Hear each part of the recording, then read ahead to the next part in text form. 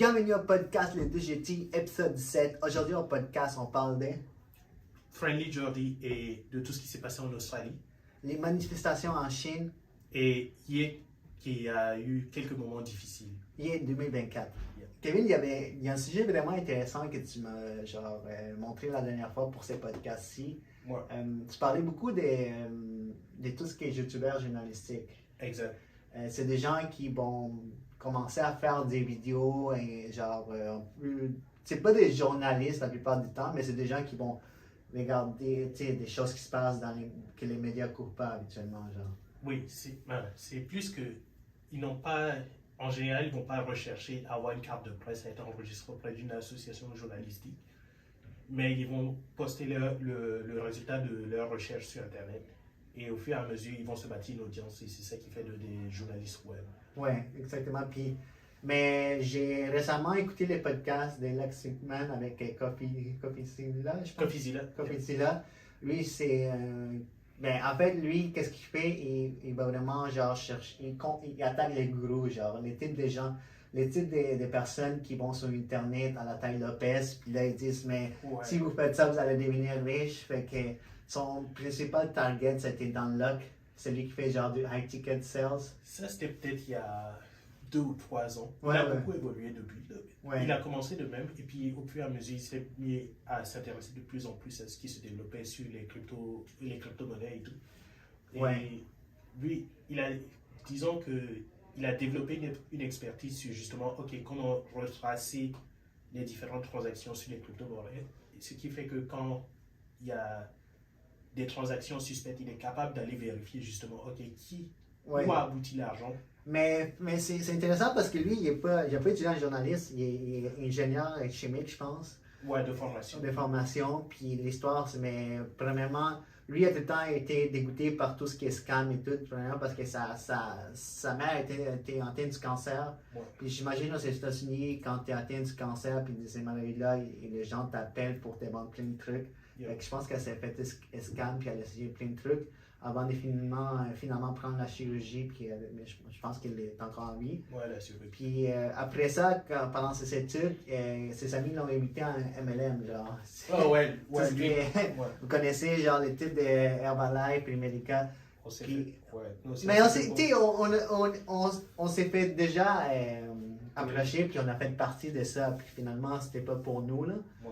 Mais j'ai trouvé rien de mal tant que certainement, il y a des gens qui réussissent bien là-dedans, il y en a d'autres qui non, mais c'est vraiment celui qui est en haut fait plus d'argent que celui qui sont en bas. Mais je pense que c'est quand même, c'est du travail quand même, là. C'est pas du get rich quick, C'est plus. Ok, la façon, j'ai beaucoup tourné autour de cette question depuis les années où on est parti de ces entreprises et tout. Ouais. Mais là où j'ai abouti, c'est, en tant que tel, si tu arrives à vivre de la vente des produits que tu fais, c'est légitime. Ouais. Le problème, c'est que beaucoup d'organisations vont essayer, plutôt que de vivre de ces produits-là, d'attirer le plus de monde possible pour essayer, de vendre le rêve à d'autres personnes. Exact, mais c'est parce que, comme tu dis, il faut que ces gens-là, ils dépendent de la productivité des autres personnes, si eux ils vendent, ils prennent une cote de qu'est-ce qu'eux font en vente, Ouais. Fait que, ils vont chercher le plus de gens possible, puis ces gens-là, ils vont les motiver, ils vont leur dire plein de choses, puis ils vont vendre des trucs, puis là, ils vont prendre une cote par-dessus ça, plus il y a des gens plus de cotes qu'ils ont, Ouais, mais voici mon problème, c'est que dans beaucoup de cas, ils vont pas essayer de former la personne au mieux, ils vont essayer de faire en sorte de l'envoyer sur le terrain le plus rapidement possible. Et d'une certaine façon, son but, c'est d'avoir le plus de rencontres et d'agrandir son équipe plutôt que de te rendre compétent. Ouais, exactement. Puis, mais tu es quand même indépendant. Là. Il y en a qui. Tu laisses. Il y en a qui vont quand même s'instruire. On a déjà été. Là, il y en a qui vont. Ils vont vas faire partie d'une équipe, puis ils vont quand même prendre d'autres choses parce que c'est offert. Ils t'offrent comme par exemple, où ce que nous on était, ils t'offraient des cours aussi pour que tu t'instruises. Mais c'est ça l'affaire. C'est que techniquement, tu payes pour un environnement, mais tu comprends même pas dans quoi tu es. Exactement. Ouais, ouais, T'as ouais. pas d'expérience sur le domaine en particulier où on travaille, c'était dans l'assurance. Ouais. Avant de rentrer là-dedans, j'avais pas spécialement envie d'être vendeur d'assurance. Ouais, ouais, ouais. Fait que, Conseiller financier, là. si vous voulez. Mais Copixie, là, tu sais, il a été approché par ses amis pour aller en MLM, puis il s'est rendu compte que c'était vraiment, genre, ça marchait pas. Parce que c'était un dimanche, puis là, il disait, ces gars-là, ils parlent de liberté financière, puis ils travaillent en dimanche. Puis là, il a commencé à dire, ben, ça fait pas de sens. Puis là, il s'est lancé dans les vidéos YouTube, puis là, il a amassé une audience. Il a vraiment, parlé de beaucoup de scandales. Comme on avait, je pense qu'on avait fait un podcast au début l'année passée de Save the Kids. Oui, Save the Kids crypto, genre des influenceurs qui promouvaient c'est la promotion dans les crypto, genre Save the Kids, puis une partie allait à une charité, je pense, quelque chose comme ouais, ça. C'était ça. Ben, le plan, c'était que quand tu faisais des achats de ces crypto-monnaies, Ouais. une partie de la transaction allait à une organisation qui est. Ben, l'organisation officielle, c'est Save the Children, Ouais. dont ils ont pris un logo qui est très similaire pour lancer leur projet. Ça fait que ça a créé beaucoup de confusion autour de ça.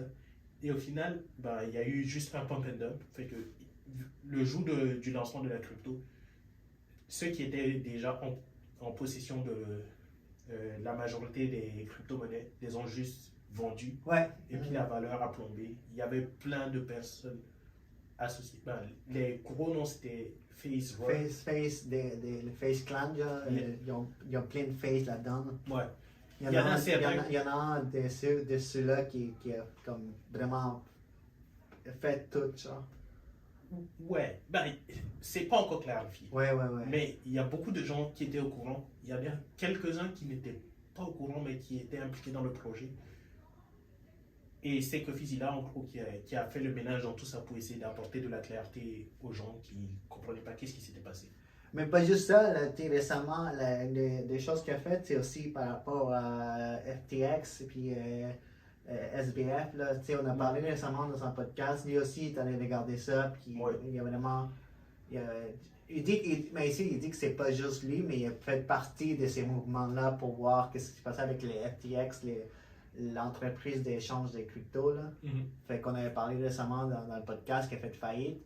Fait qu'il y a vraiment lui aussi dévoilé ça, mais le point de ce que nous on veut en venir, c'est genre vraiment la façon que quelqu'un qui n'est pas vraiment journaliste, qui n'est pas étudié là-dedans, au début qui faisait juste des vidéos juste pour. Je pense qu'au début c'était pas vraiment son but, là, c'est juste découvrir des choses. Lui, c'est différent parce qu'il avait déjà une chaîne YouTube avant qui faisait des documentaires. Ouais, mais c'était pas journalistique.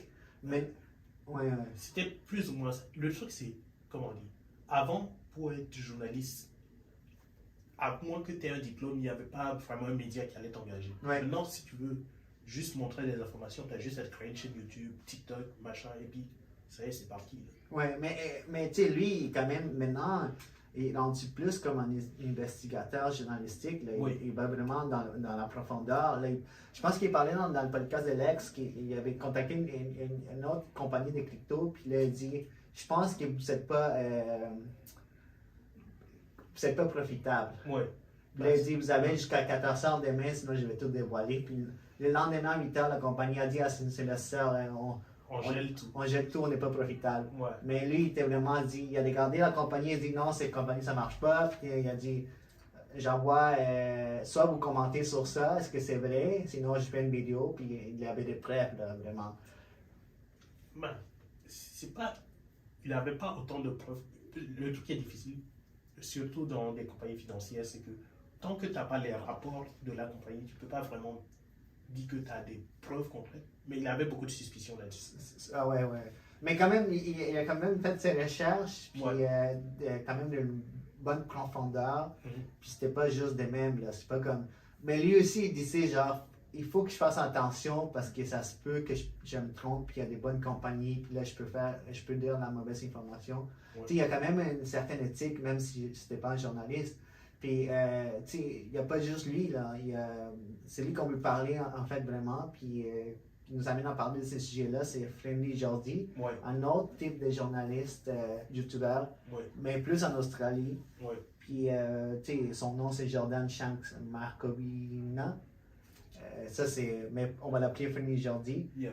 Fait que je vais être là un peu les traduire, qu'est-ce qui se passe avec lui. Mais parce que qu'est-ce que j'ai lu, c'est que j'ai plus comme une espèce de gars qui fait des vidéos comiques, un comédien, genre. Oui, il fait des shows de comédie et tout. Mais sur sa chaîne YouTube, en plus de ses sketchs, il s'intéresse justement à la politique australienne. Et il a, comment dire, il a déjà eu des frictions avec les médias locaux parce qu'il couvrait des sujets qui étaient moins couverts. Ouais, quel type de genre? Que ce soit sur la corruption, le monopole de certaines entreprises, etc., sur des politiciens. Et justement, il s'est bâti une réputation qui est... Il avait déjà reçu des menaces de la part de certaines organisations, mais il sentait que les médias autour de lui n'étaient pas solidaires vis-à-vis de ces Mais situations. il n'a pas été dans le journalisme, lui. Non, non. Il a fait quoi de carrière? Parce que je n'ai pas vraiment trouvé comme. YouTubeur. Juste le même? Ouais. Ben, il fait des sketchs, là. Je ne le connais pas assez pour dire. Ce que je connais de lui, c'est ses sketchs plus et certaines de ses vidéos. Mais comme lui, il est vraiment, comme tu dis, axé sur la politique australienne, puis vraiment, genre, tout ce qui est compagnie, genre, vraiment des grandes compagnies. Puis son but, c'est de dévoiler, genre, la corruption qu'il y a en Australie, en quelque sorte. Mais comme tu dis, il est vraiment bâché par les grands médias australiens. Ouais. Récemment, tu sais, parce que il n'y a pas si longtemps, il a fait une vidéo contre un député australien, John Barilaro, où il dit qu'il était corrompu, puis il avait trompé sa femme en plus. Fait que ces gars-là, les députés, il a comme eu plein de harcèlements en ligne, puis il a comme vraiment quitté son poste de député, genre. Puis mais il continue à dire qu'il n'y avait pas de corruption, puis tout ce que Friendly Jordi a dit, c'était faux. Fait qu'il a vraiment poursuivi Friendly Jordi en cours. Puis il a gagné parce que Friendly Jordi s'est excusé, puis il a dit, il a réédité la vidéo. Je pense qu'il a édité la vidéo, il a fait un peu de montage. Puis, puis en plus de ça, Google lui a payé 715 000 $. Oh, ça je vois. Ouais. Okay. Fait que Google a fait, parce qu'en fait, Google, c'est YouTube, c'est Google, puis lui, il dit, OK, Friendly Jordi s'est excusé. Il a édité la vidéo, mais c'est aussi la faute de YouTube parce que YouTube avait plein d'argent sur cette vidéo-là. Fait que, tu sais, il a vraiment poursuivi YouTube puis il a gagné quand même un gros montant d'argent. Puis, tu sais, je sais pas qu'est-ce qu'il fait en ce moment, là, mais il était vraiment. Mais lui, en fait, quelque chose, je pense que les médias l'ont protégé pareil. Genre, ils n'ont pas vraiment parlé de qu'est-ce que Friendly Jordi avait dit sur la corruption. Il savait juste. Il s'attaquait au Friendly Jordi à la place. C'est ça l'affaire, c'est que beaucoup de médias, comment dire, ne prennent pas de risques en termes d'investigation. S'il y a une enquête sur corruption, ils vont attendre que l'enquête se conclue avant de sortir ce qu'ils ont sur l'affaire. Mais il s'attaquait à la crédibilité de Friendly Jordi en disant que c'était genre un comédien, puis il était arrogant, puis il harcèle un politicien, puis tout ça. Ouais, mais c'est ça qui est énervant dans la situation, c'est que c'est les personnes qui parlaient de Friendly Jordi dans les médias, c'était pas des journalistes en tant que tels, c'était des chroniqueurs. C'est des gens qui donnent leur opinion sur les médias. OK. Mais ils passent à la télé, genre. Exact. Et vu que la télé, même en tant que telle, c'est un média qui a de moins en moins d'audience et tout, ils sont obligés d'aller chercher une raison d'attirer l'audience. S'ils veulent comment dire, être plus sensationnels, aller chercher plus de clics et tout, c'est facile de s'attaquer à une figure publique sur son passé, genre. Si tu vois quelqu'un qui fait des enquêtes et que tu dis que c'est un comédien, c'est du drama. Ça marche à la vie. Il n'est pas crédible, ouais. C'est qui lui, genre. Mais en même temps, je pense pas que la plupart des Australiens qui regardent la télé connaissent Friendly Jordi. Ils vont quand même les passer à la télé, puis en fait, ils vont juste les faire connaître plus qu'il était connu avant. Ouais, mais ils vont attaquer sa réputation. En protégeant les députés, genre l'ancien député. Exact. Les gens qui connaissent à la télé vont dire, mais lui il n'est pas crédible. Ouais. Mais parce qu'il ne s'attaque pas juste à le député, il s'attaquait aussi à un lobby australien. Ouais. Je pense que ça s'appelle le club NSW. Puis c'est eux qui vont faire genre le règlement d'alcool, les jeux d'argent et tout ça. Là. Fait qu'ils s'attaquent à eux. Mais en fait, qu'est-ce qu'il avait dit sur eux? Tu sais-tu ça? J'ai pas la citation exacte, mais. Ah oui, en fait, mais en fait, j'ai lu, en fait, lui, entre lui, quelqu'un qui travaillait pour ces lobbies, genre. C'est comme un lanceur d'alerte. Ouais. Ces gars-là, il a fait une entrevue avec Phil Jordi, puis il a exposé ces lobbies en disant qu'ils ne respectent pas les lois, puis ils font du blanchiment d'argent. Ouais. Oui. Fait que, il a fait une entrevue, il a dit ça. Puis les lobbies, il s'est vraiment attaqué aux deux, genre. On lanceur d'alerte, puis il a fait un Jordi. Ouais. Ils ont dit à Flynn Jordi, il faut que tu enlèves la vidéo parce que ça ne va pas aider ton cas. Puis l'employé, l'ex-employé, mais il a attaqué parce que parce qu'ici, dans le contrat, là, c'est confidentiel, tout ce qui est. Ouais, c'est ça, un breach of contract. Ouais. Fait qu'ils l'ont poursuivi pour ça. Mais ces gars-là, ils tentaient du cancer. Fait j'imagine qu'ils voulaient juste en parler parce que peut-être qu'ils étaient en fin de vie. Là. Ouais, c'est ça. Mais, tu sais, fait que cette grande compagnie a vraiment, genre, poussé, genre, même YouTube, avec une ordonnance de la cour, à effacer la vidéo de Flynn Jordi. Fait que YouTube a envoyé un courriel à Flynn Jordi, a dit il faut qu'on arrête la vidéo parce qu'on a une ordonnance de la cour. Fait qu'une grande compagnie comme ça.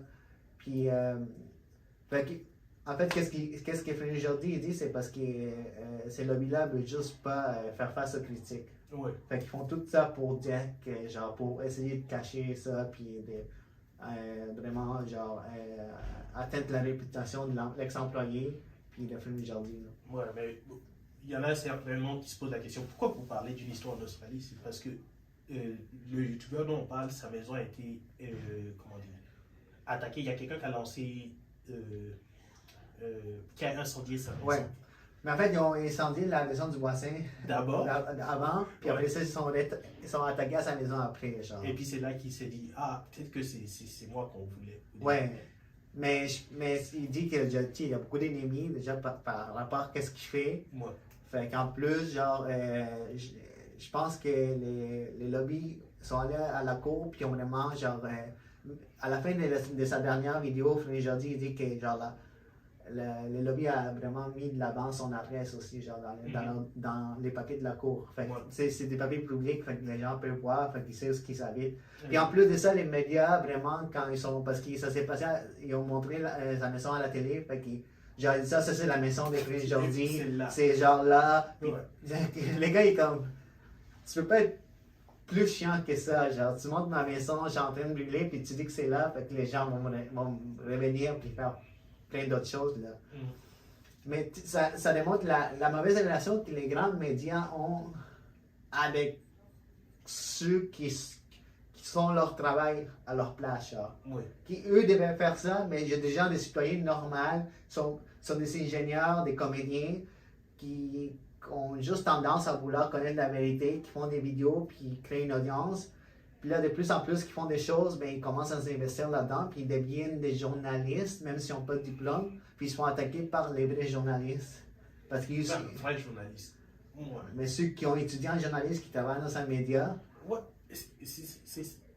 c'est plus la question de, ok, si tu veux donner ton opinion sur quelqu'un, pas de problème. C'est juste qu'on devrait, comment dire, j'ai l'impression que quand tu vas consulter un journal, la première place devrait être à l'information. Et au fil des années, on ne rejoue pas tant ça à la télé.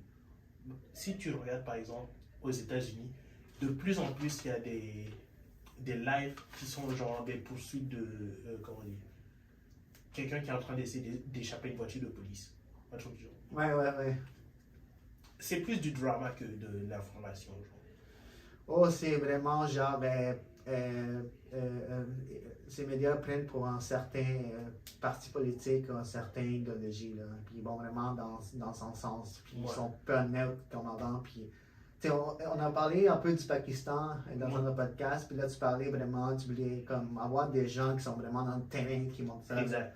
tu voudrais avoir des gens des mêmes ou des gens qui sont citoyens de ces pays-là qui se partent une chaîne puis ils montent sur notre terrain. Ça, tu avais mentionné. Là, parce que les médias, ils font plus ça. Avant, ils faisaient ça comme Vice.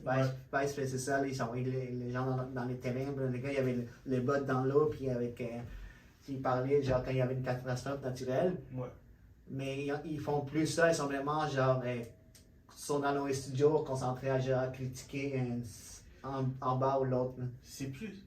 Surtout en Amérique du Nord, les journalistes n'ont pas une bonne réputation. Quand tu dis que tu travailles pour le journal, il y a toujours la question de vraiment, est-ce que les gens, il n'y a plus cette confiance de vouloir parler à un journaliste parce que tu ne sais pas s'ils vont garder, comment dire, tu ne connais pas leur agenda.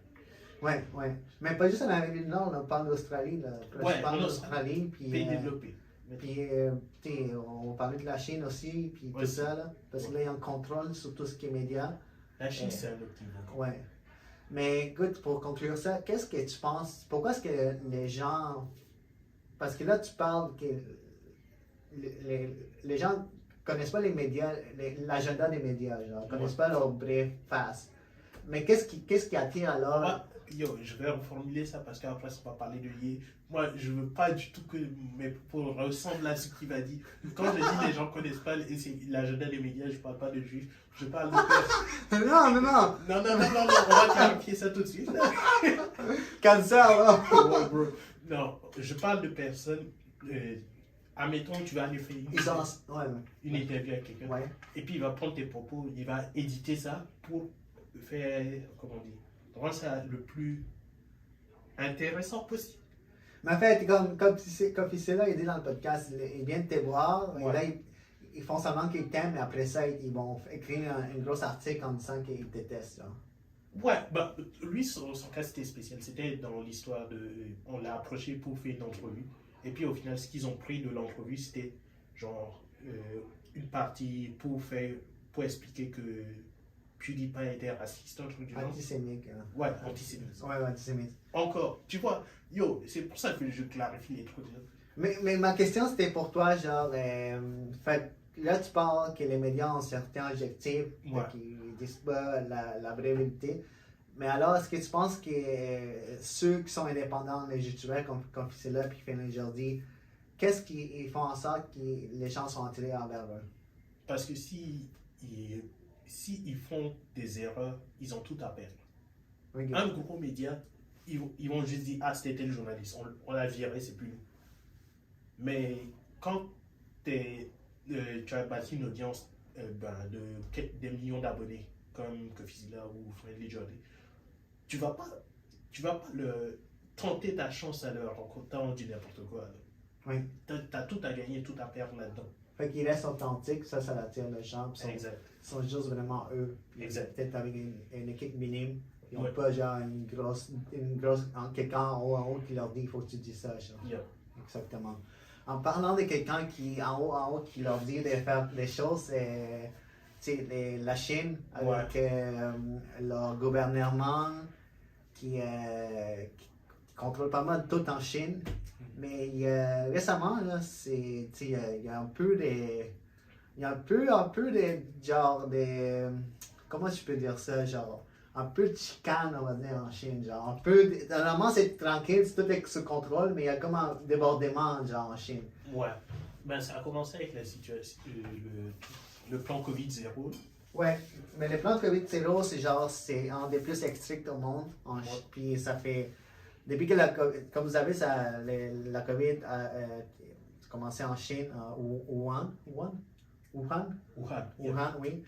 Déjà, ça fait 300, mais la plupart des pays, ils ont déjà une politique vive avec la COVID, puis là, ils ont enlevé les masques, mais en Chine, jusqu'à récemment, il y avait un zéro COVID, fait que c'était vraiment strict, genre test COVID tous les jours. Beaucoup de gens devaient rester à l'intérieur de la maison. Confinement, genre pour très très longtemps, masque. Ouais. Fait que il y a une situation qui est arrivée dans une ville chinoise ou dans un édifice où il y a un incendie. Exact. Puis il y a 10 personnes qui sont décédées. Puis il y a des vidéos virales où les gens on entend les gens crier à l'aide puis qu'ils ne peuvent pas sortir. Pourquoi? Parce que les pompiers, les ambulanciers, les pompiers surtout, ils ne peuvent pas se rendre jusqu'à l'intérieur parce que l'édifice était barricadé, était fermé. Et à cause parce qu'ils ont été en confinement, dans cette ville, tout est confiné. Exact. Fait quand l'incendie est arrivé, les premiers soins ne pouvaient pas rentrer à l'intérieur parce que tout était barré. Fait que les gens ont commencé à dire, mais c'est vraiment la faute des autorités locales parce que les gens sont morts, il y a 10 personnes qui sont mortes, puis ça a comme levé vraiment le feu des Chinois à l'intérieur de l'aujourd'hui. On a assez de cette politique, des COVID-0. Ouais, c'est surtout que dans la culture chinoise, admettons, il y a un aspect qui est comme. Il y a une certaine confiance envers le gouvernement, dans le sens que, ok, c'est pas le pays où tout le monde est égal, mais on se dit, si je fais ma part, au moins le gouvernement va prendre soin de moi. C'est communiste, ouais. Et arrivé depuis la Covid, les gens se sont rendus compte que non, pas vraiment, parce que pendant que les gens sont confinés ici, il y a la Coupe du Monde. On voit les gens à la télé. Ouais, c'est ça. Beaucoup de Chinois voyaient la télé puis ils commençaient à se dire, mais tous ces gens-là sont dans un stade, ils n'ont pas de masque. Puis nous, on est ici confinés total zéro. Ouais. Puis ils ont même, dans les matchs de football et de soccer,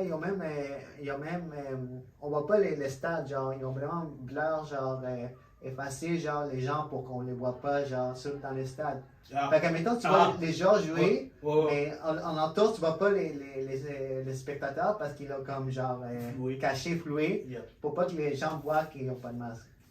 Fait que, tu sais, c'est le truc de même où les gouvernements essaient de les contrôler, puis dire, oh non, la COVID est encore là. Puis oui, il y a beaucoup de cas en Chine. C'est un des pays où il y a plus de cas en ce moment. Récemment, il y avait comme 30 000 cas, de COVID. Mais vraiment, à cause de cet incendie, vraiment, les gens se sont mis en colère, puis ont commencé à manifester. Comme tu dis, les gens en Chine, normalement, ils font confiance à leur gouvernement parce qu'ils vont prendre soin d'eux. Mais c'est la première fois depuis les manifestations en 1989 dans la Tiananmen. Parce que vous avez la photo, la photo qui a marqué le monde, de la personne devant les chars. Ça, c'était une photo vraiment spectaculaire. Puis on n'avait jamais vu ça depuis les manifestations, Les gens dans toutes les villes chinoises sont sortis. Il y a eu des gens sont sortis avec des fleurs pour vraiment, à cause que les gens sont décédés dans la bâtisse, mais aussi avec un papier blanc, c'est en signe de protestation. Des protestations, je pense. Mais le truc, c'est qu'en Chine, il y a plein de messages que tu ne peux pas dire. Protestation silencieuse. En fait, un papier blanc, c'est comme ça dit, c'est on est contre les gouvernements, contre les. Ça le dit pas, mais on sait ce que les gens pensent. Oui, fait que c'est en papier en disant qu'on a le droit de parler. On proteste, Fait que c'est une façon qu'ils font. Mais parce qu'en Shanghai, parce qu'une ville de 25 millions d'habitants, ils ont été confinés pendant 2 mois. 25 millions pendant 2 mois confinés. Ils ne peuvent pas sortir du tout. Fait que les gens, tu vois des vidéos sur TikTok et sur les réseaux sociaux, c'est que les gens commencent à parler, on est plein de gens, le gouvernement ne peut rien faire contre nous, nous devons nous lever. Puis même, tu as entendu des gens qui disent, ah ben, Xi Jinping, Ah, ça, j'ai pas vu. Mais... j'ai vu des gens dire, il faut qu'ils sortent, vraiment. Puis ça, là, tu peux pas faire ça en Chine, dire des choses contre les présidents, Mais il y en a, ils sont smart. Il y en a, ils chantaient des parties de l'hymne national chinois qui disent, levez-vous contre... je peux retrouver ça, je vais pas raconter de la bullshit, là. Non, mais c'est quand même fascinant, il y a des gens qui sont vraiment, qui criait Xi Jinping, il faut que tu t'en ailles. Ouais, ça c'est risqué. C'est une échelle de tu vas en prison à tu te fais tabasser, tu te fais tabasser. Ouais. Mais mais en mettant, il y avait plein de policiers qui venaient puis arrêtaient des gens, Puis il les mettait dans un camion, puis il s'en allait, genre, on sait pas où, là. Il les prenait, genre, dès qu'il commençait, que quand il commençait à crier ou faire des choses, il les prenait, puis il les mettait dans l'auto, puis il partait. Même, il y avait un journaliste de la BBC qui s'est fait arrêter aussi, genre, juste de même, il dit, tu peux pas être ici, puis ils l'ont amené, là, il s'est fait arrêter. C'était quoi que tu voulais chercher? Il y a eu un morceau de l'hymne national chinoise qu'ils chantaient en protestation parce qu'on ne peut pas les arrêter pour chanter l'hymne national justement. Ok, mais qu'est-ce qu'il faisait? Genre, il faisait juste chanter l'hymne ou? Ils chantent une partie de l'hymne national qui dit genre. Qui dit levez-vous, peuple chinois, contre je sais plus qui. Je trouve ça, ce sera pas très bien. Ok. Mais il y a même eu ces vidéos-là, puis les manifestations en Chine ont vraiment parcouru les réseaux sociaux, puis il y a des présidents des autres pays comme Joe Biden qui vraiment soutenaient les manifestations, puis tu sais, d'autres personnes qui parlaient genre en bien de ça, genre. Surtout, j'ai lu que Joe Biden soutenait ça, genre.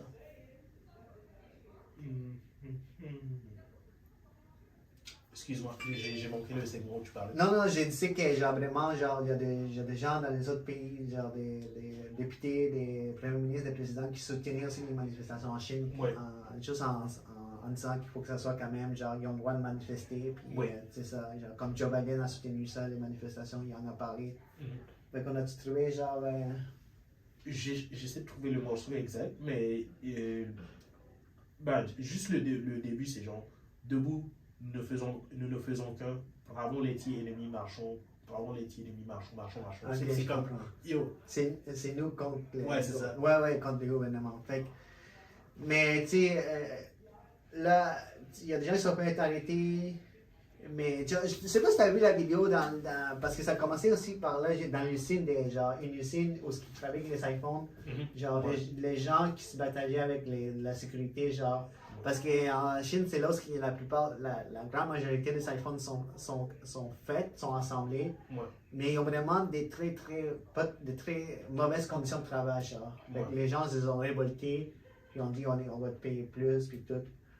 Puis il y a même la compagnie a même payé genre des vacances, puis a même payé genre 1200 $ à ces employés-là pour qu'ils arrêtent genre de manifester, pour qu'ils rentrent chez eux puis ils prennent des vacances. Okay. Parce qu'ils n'étaient pas capables de les contrôler, ils ont dit on te paye puis part. Ouais, vas-y. Ouais. Mais qu'est-ce que tu penses de ces manifestations et qu'est-ce que ça va faire en fait? Est-ce que ça va changer quelque chose? Ça va changer la culture chinoise pour sûr.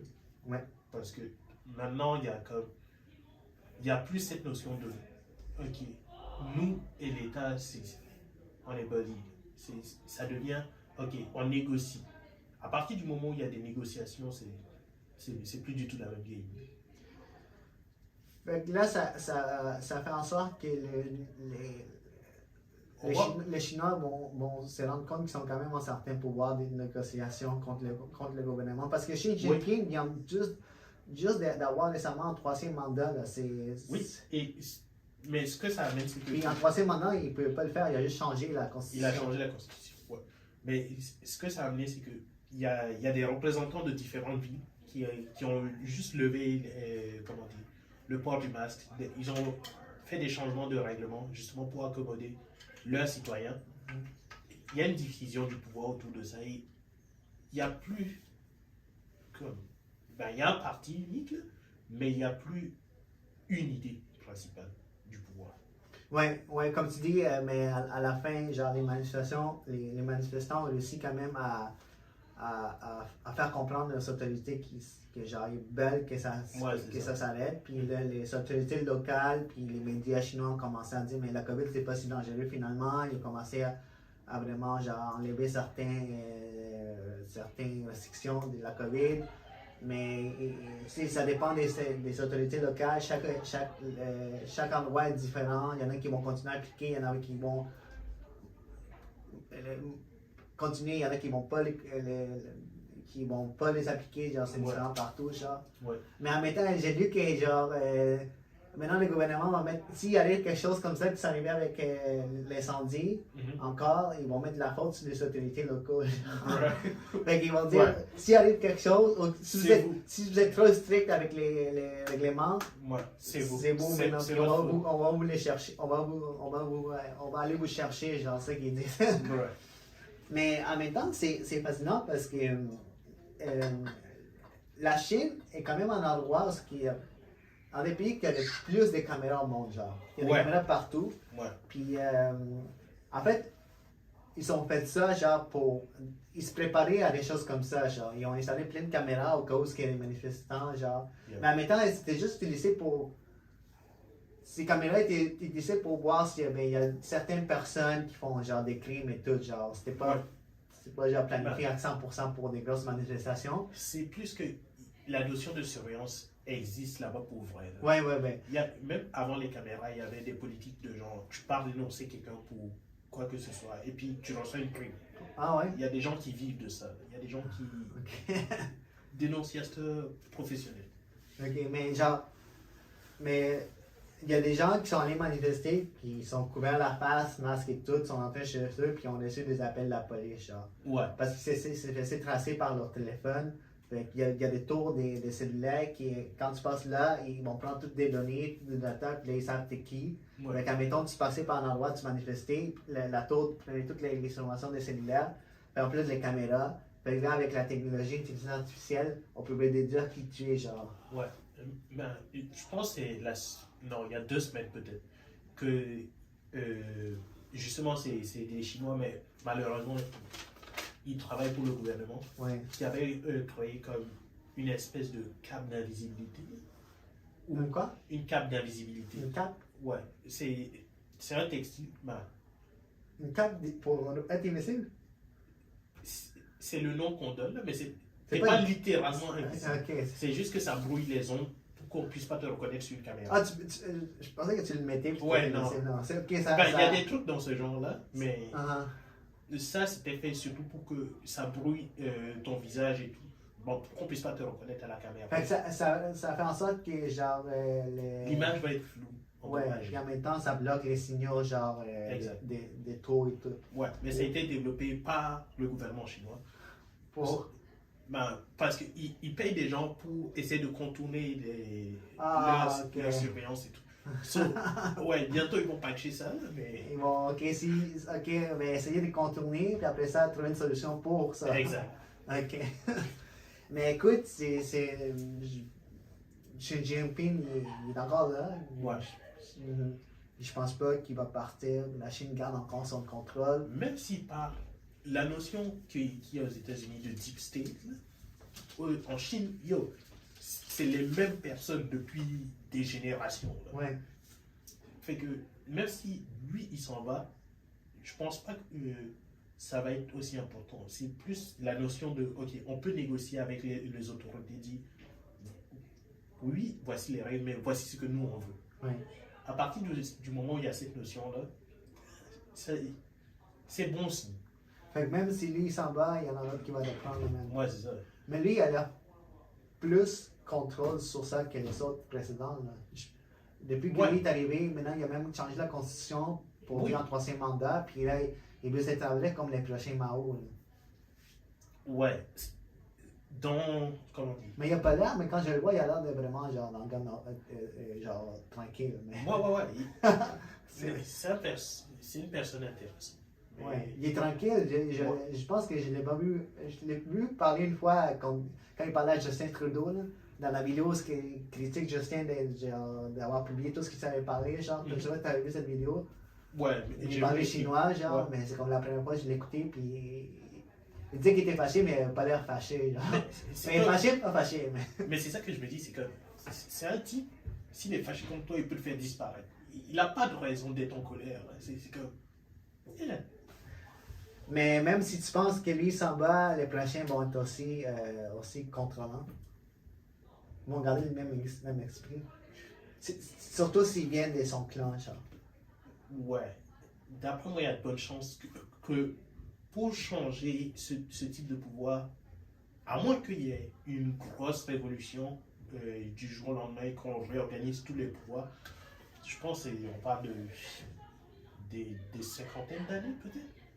Pour que ça change? Ouais. Okay. Pour que le système de pouvoir même change, là, pour que ça évolue. Évolue dans une meilleure? Ouais, plus démocratique. Ah, ok, 50 ans. Ouais, minimum. Mais la Chine, c'est vraiment genre, si on regarde tout ça, puis qu'est-ce qu'on fait, genre avec les caméras, les surveillances, c'est vraiment les Big Brother. Là. C'est c'est ça. C'est vraiment ça. Là. En Chine, je pense que si tu as vu l'entrevue avec le président, justement, il mentionne ça dans un moment, c'est que si tu veux être un bon journaliste en Chine, tu peux pas habiter en Chine.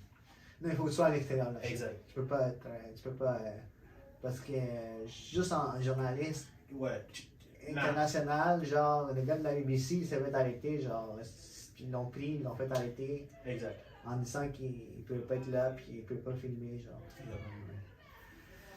Mais écoute, pour notre prochain sujet, on avait déjà parlé récemment de lui. C'est tout un débat. C'est tout un genre, genre héros to. Il est tombé tellement bas. Ouais. Tellement vite. Puis en quelques semaines, en quelques mois, genre, tout son legacy était quand même tarni, détruit. Puis on parlait bien évidemment des G, connu anciennement sous le nom de Kanye West. Ouais. Fait, en fait, nous on voulait parler vraiment avant qu'il participe au podcast d'Alexion, les célèbres conspirateurs, genre. Ouais, genre Alexion. Parce que j'ai récemment été genre. Il avait été banni de Twitter, puis avec Elon Musk, il avait mis plein de gens qui étaient bannis sur Twitter. Ils ont réactivé leur compte, dont son compte était activé. Fait, il en a profité pour mettre des vidéos pour annoncer sa candidature officielle. Pour dire, genre, j'ai 2024, pour les sélections de 2024, genre aux États-Unis. Puis là-dedans, ben, il parle qu'il est allé voir Donald Trump chez lui à Mar-a-Lago. Avec Nick Fuentes. Nick Fuentes est un commentateur politique un peu de l'extrême droite. Ouais, pas un peu. Mais vraiment de l'extrême droite, genre. Fait que Nick Fuentes sont allés le voir, genre pour parler de 2024. Puis là, Jay a dit, dans la vidéo qui est publiée sur Twitter, il dit, mais j'ai demandé à Trump d'être mon vice-président. Yeah. Ah, ça c'était beau. C'était beau, j'étais pas prêt. Ouais.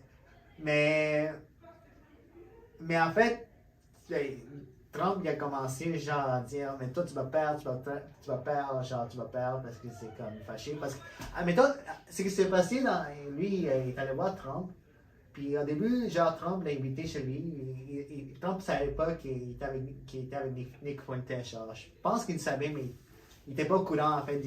Les gens disent qu'il n'était pas au courant, qu'il ne connaissait pas Nick Fuentes.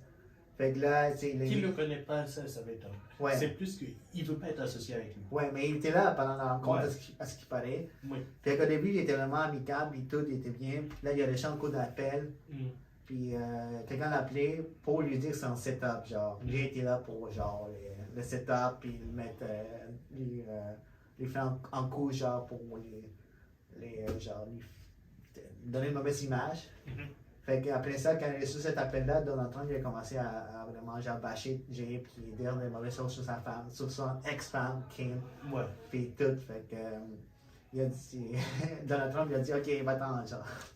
Fait que après ça, il a publié des vidéos en annonçant sa candidature, mais il s'est vraiment entouré des gens un peu genre extrême droite, genre. Vraiment. Ouais. Mais après, tu vois que je dis un peu, mais c'est vraiment genre Nick Fuentes, puis l'autre, comment il s'appelle? Il y en a un autre qui était dans sa vidéo, genre. Mais il a tourné avec tellement de gens, je sais pas. Ça commence avec Y, son nom. Je sais pas si. Ok, attendez, Nick Fuentes. Ça, je sais. Puis, Milo Yiannopoulos. C'est un auteur, commentateur politique, vraiment genre extrême droite aussi. Et puis vraiment controversé. Fait que c'est ça son équipe. C'est ça son équipe. Nick Fuentes, Milo, Puis il y a même eu Karen Giorno, qui était c'est l'ancienne chef stratégique de 2016 de Trump en Floride. Fait que elle au moins, elle est compétente. Fait qu'elle était avec Trump en 2016 dans sa campagne en Floride. Mais est-ce qu'elle va rester avec lui? Yo. Ça, je ne sais pas, mais ils étaient entourés de ces gens-là, genre, ok? Puis, Jay a commencé il a annoncé ça, puis il a commencé à aller faire des entrevues, genre. Ouais. Fait qu'il a fait une entrevue avec Tim Pool, un autre commentateur politique, genre, dans la droite. Ouais. Puis, j'ai pas écouté l'entrevue. Tu l'as écouté? J'ai écouté le segment où il se lève et il s'en va. Mais qu'est-ce qui s'est passé, genre? En gros, dans l'entrevue, je pense que c'est Tim qui a mentionné qu'il y a certains médias qui ne veulent pas qu'on entende ce que Ye a dit. Ouais. Et puis Ye a demandé c'est quel média. Et puis Nick, il essaie de tourner autour pour pas dire médias juifs. Nick? Pas Nick. Tim, oui. Et vu que justement Tim ne voulait pas dire juif, il a juste. Je me tire d'ici, je ne reste pas avec vous. mais je comprends pas. Parce que dans sa tête, c'est les juifs qui contrôlent le monde en ce moment.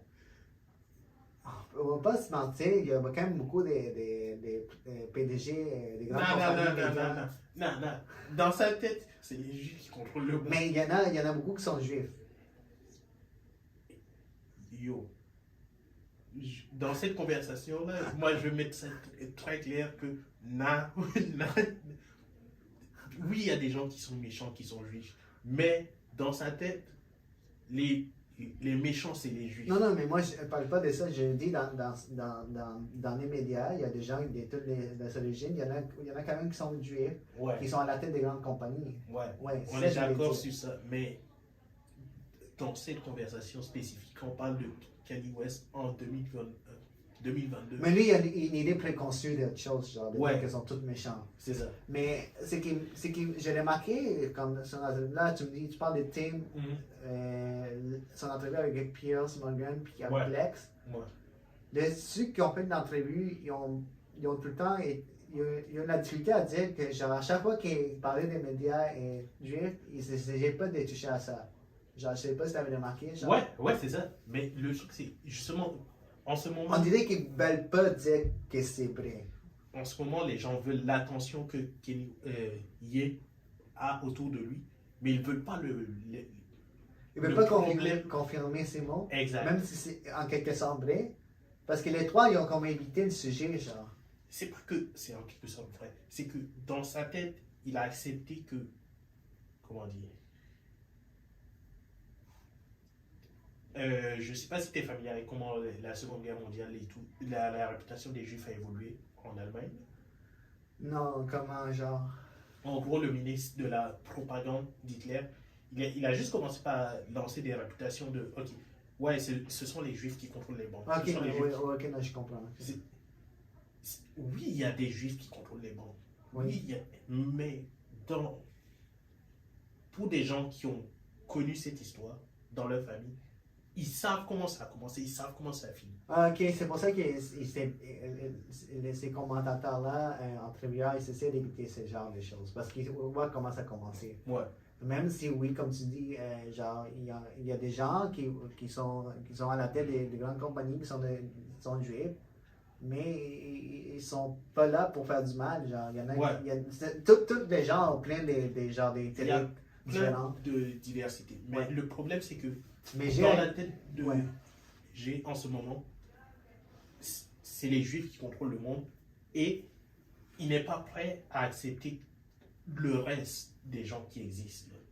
Il a pris sa cible et il sait que c'est les Juifs. Mais là, c'est après avoir passé du podcast de Tim, là, il s'en va ça va voir Alex Jones. Oui. Alex Jones est, comme vous savez, conspirateur. Ça fait longtemps qu'il fait ça, genre vraiment très très controversé. Banni dans toutes les plateformes. Il y a son show Infowars. Ouais. Tu peux aller sur son site web, regarder ça, mais c'est genre vraiment sa seule plateforme. et bien, tu juste de finir une poursuite judiciaire, il doit payer plein d'argent, je pense, dans les milliards de dollars aux familles des Sandy Hook. Ouais. Sandy Hook, c'est vraiment genre l'école où il y a une fusillade. Ouais. Puis lui, il dit que c'était pas vrai et tout. Ben, ouais, il y a eu plein de moments où il a dit que c'était pas vrai, que Ouais. c'était organisé, qu'il y avait des acteurs et tout. Ouais. Et C'était poursuivi par les familles. Ouais, et c'est pour ça que, entre autres, Elon Musk a dit non, Alex, il revient pas sur Twitter. Ouais, et là, Jay a décidé, mais comme un bon coup, d'aller le boire. Ouais. Parce que c'est genre, oui, lui. Fait que si lui, il va comprendre. Ouais. Fait que là-dedans, le pire, c'est que j'ai écouté l'entrevue. J'ai vu des images, puis tu l'as vu, tu l'as écouté? Une grosse partie. J'ai écouté au complet en format audio, mais premièrement, il arrive avec un masque. Ouais. Genre, couvert au complet, genre masque noir. Au début, je me suis dit. Est-ce que c'est Jay? Ouais, mais après, j'ai vu d'autres entrevues où il portait la même chose. Apparemment, c'est devenu son uniforme ou quelque chose. Ah, il est rendu comme ça? Ouais. Même après son podcast avec Alex? Ouais, à moins qu'il ait fait l'autre entrevue que j'ai vue le même jour. Ah. Mais il était avec un autre. Comment il s'appelle? Il y a une organisation, les Something Brothers. Je connais pas. Ouais, en gros, c'est Proud Boys. Proud Boys, là, genre Yeah. qui ont été déclarés terroristes par Ouais. le Canada. Ouais. Il y avait des entrées avec eux? Il y avait un de leurs anciens leaders. Qui fait un peu de cash. Hein? Ouais, et puis il est allé dessus, il portait la même chose. Mais écoute, mais en fait, il était accompagné de Nick Fuentes, genre, Yep. qui est comme son directeur de campagne. Ouais. Puis, genre, il dit, en fait, le pourquoi du masque, il dit, il n'y a personne qui peut contrôler mon image, je peux faire comme je veux, je peux porter le masque. Il a dit, il n'y a plus personne qui contrôle mon image, c'est le contrôle, fait qu'il a le droit de mettre son masque et de porter un masque, genre. Ouais. Puis là-dedans, il y a dit plein de choses, genre, un peu, vraiment loufoque, trop loufoque, man. Ouais. Même qu'Alex Jones, il était comme perturbé par qu'est-ce qu'il disait, genre, Alex Jones, il était perturbé, genre. Oui. Et, comment dire, dans cette entrevue-là en particulier, même si tu avais de la sympathie pour Kanye West, tu es obligé de lui dire, non, là on peut plus te sauver. Mais tu sais, il parlait de Jésus, là, il parlait de Dieu, il parlait de Steve Jobs, Ouais. beaucoup la religion et tout ça. Et puis, Jusqu'au moment... il a parlé de pornographie, puis il parlait d'Instagram, c'est une plateforme de pornographie. Les gens sont perdus à cause de tout ce qui est porno. Le problème, c'est que, comme musicien, il utilise des figures de style et tout, qui peuvent être intéressantes, différentes et tout. Mais quand tu rentres dans des sujets politiques et que tu te mets à utiliser des figures de style pour décrire des faits, ça ne fonctionne pas. Oui, parce que dans sa musique, ça sonne bien. Ouais, mais là, tu parles à des gens. Là. Parce qu'il dit, OK, Instagram, c'est une plateforme de pornographie. OK, c'est quoi qui fait en sorte que c'est ça? Juste parce que les filles, les gars, bon, genre, les gars, ils n'ont pas de chandail, puis les filles, bon, vont montrer leur corps. OK, on voit ce qu'il veut dire. On voit ce qu'il veut dire, mais genre, la pornographie, c'est plus explicite, genre. Ouais. Mais il a commencé, il s'est attaqué à Dave Chappelle parce que Dave Chappelle avait dit des choses solides. Il s'est attaqué au premier ministre d'Israël, Netanyahou. Ouais. Il s'est attaqué à lui. Puis il a commencé à dire des choses comme celui le plus controversé. Il dit qu'il aime Hitler. Lui, c'est ça. Fait, il a dit ça, puis après il a dit qu'il voyait des bonnes choses sur Hitler. Puis il voyait des bonnes choses sur les nazis. Puis qu'il aimait les nazis, genre. Ouais. Fait mais, I was like, là c'est fini. Là, il n'y a plus rien à faire. Il dénie l'Holocauste, il s'attaque aux Juifs. Ouais. Là, mais... Non, le pire, c'était le moment où Alex fait l'énumération et tout. Il dit qu'au moins, il n'a pas dit qu'il aime les nazis. Et puis il dit qu'il aime les nazis. Et puis ensuite, qu'il aime Hitler. Là, tu dis, ouais, non, là, c'est fini.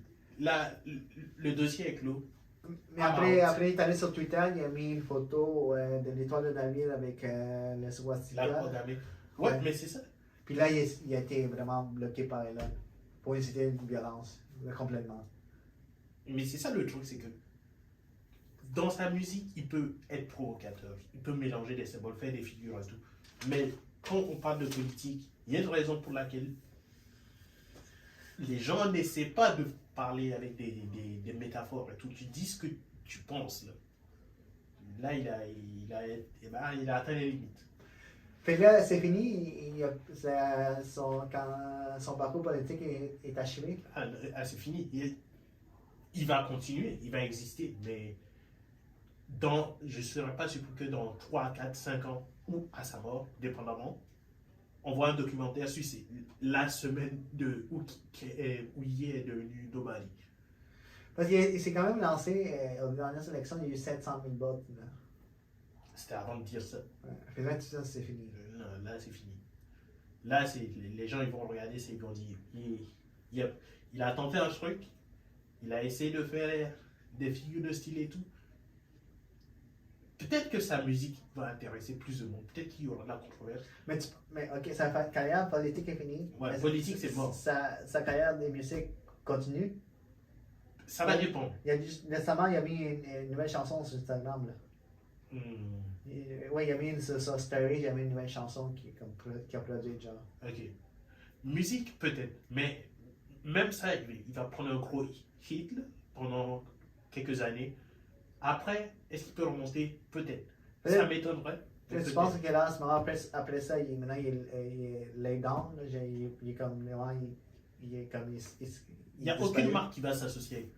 Mais lui, est-ce qu'il est vraiment. Parce que là, je ne le vois plus. Est-ce qu'il va revenir dans 2 semaines et dire des choses? Ou est-ce qu'il là, il a dit, OK, non. Quelqu'un lui a dit, OK, reste. Genre, arrête. Je ne sais pas s'il y a des gens autour de lui qui comment dire, peuvent le forcer à faire quoi que ce soit. À la taille de son audience, de son influence et tout, en termes d'argent, je ne pense pas qu'il y ait quelqu'un qui puisse le forcer à faire quoi que ce soit. Mais, comment dire, à partir d'un certain niveau de richesse, c'est plus tant ton argent qui compte, c'est ta crédibilité. C'est, OK, j'ai besoin de tant d'argent pour faire un projet. Voici, vous connaissez Yé, prêtez-moi de l'argent. Vous savez que de toutes les façons, je suis Yé. Ouais. Mais il n'a plus ça. Il n'a plus cette crédibilité. Écoute, c'est vraiment genre malheureux. Qu'est-ce qu'il y a avec sa carrière? C'est lui-même qui a décidé d'aller de l'avant avec ces propos-là. Puis ben, il a continué, il a perdu son partenariat avec Adidas. Puis même après ça, il a continué. Puis je pense pas qu'il va avoir une chance en politique, honnêtement. Le truc, c'est que peut-être qu'il y a des banques qui vont faire affaire avec lui. C'est ça qui est inquiétant quand même. Parce que s'il y a des trafiquants de drogue, des gens qui font du blanchissement d'argent ou quoi que ce soit, qui arrivent à trouver une banque, peut-être qu'il y a une banque qui va faire affaire avec lui. Mais. Sûrement, peut-être. Ou genre une sorte de crypto, genre quelque chose comme ça. Là. Quelque chose. Mais une compagnie n'a. Même parce qu'on parle de compagnie, même par là, ils ont vraiment arrêté leur deal parce qu'ils savaient ça allait faire signer un deal avec LG pour qu'il lui achète par là. Ouais, mais je pense que ça c'est à cause de l'argent. Je pense pas que ce soit à cause de sa réputation. Non, mais ouais. Ouais, non. Parce qu'il n'y avait pas assez d'argent pour l'acheter. Il a plus de. Comment on dit? Ben, justement, il n'a plus de crédibilité. Si il voulait vendre des parts de, je sais pas, son deal avec Adidas pour acheter avoir la liquidité pour acheter par là, ouais. Mais ouais, non. Ouais. Je pense pas que ce soit un truc de réputation. Bon, mais écoute, c'est malheureux tout ça. Genre, très grand musicien qui finit comme ça, genre. Malheureux, oui, mais free speech. Ouais, mais c'est lui qui a décidé d'aller vers l'avant, genre. Ouais. Mais écoutez, vraiment, c'était quand même 3 sujets vraiment intéressants, puis genre, on va voir qu'est-ce que... J'espère qu'on va pas encore parler de Jay dans le prochain podcast. Peut-être qu'il va comprendre le truc, mais... Peut-être qu'on va parler de lui encore. Ouais. Mais écoutez, j'ai vraiment aimé notre podcast aujourd'hui. Ouais, très nice. Puis, Abonnez-vous à la chaîne YouTube. On est déjà rendu à 17 épisodes. Puis l'année finit bientôt, 2022. Puis, ben, racontez-nous qu'est-ce que vous pensez des différents sujets et est-ce que vous prenez des résolutions, comment vous passez le temps des fêtes et tout. Ouais. Puis on lira ça. Laissez des commentaires, abonnez-vous sur la chaîne YouTube. Notre podcast est disponible sur toutes les plateformes audio. Laissez des reviews. Puis merci beaucoup et à la prochaine fois. Ciao.